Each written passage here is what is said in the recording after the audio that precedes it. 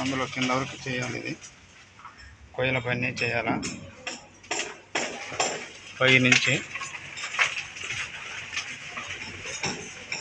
కింద వరకు చేసేయాలి వర్క్ అయితే. ఇక్కడంతా కూడా చేసినాము.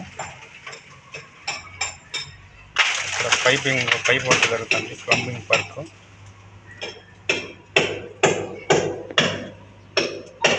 ఇది రోలర్తో, ఎక్స్టీరియర్ రోలర్తో వర్క్ అయితే చేస్తున్నాం మేము. చేసి పట్టి వస్తుంది ఇక్కడ.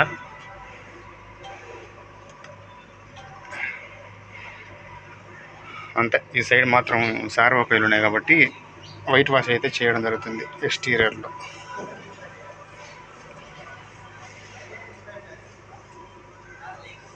ఇది కొయ్యలు ఉన్నాయి కాబట్టి క్లియర్గా కనపడలేదు గోడ. ఆ లాస్ట్ వరకు వీటిపై నిలబడి చేయాలి వర్క్ అంతా. ఇదంతా కూడా చేసినాను. అతను కూడా ఉన్నట్టు చేసినాడు వర్క్ అయితే.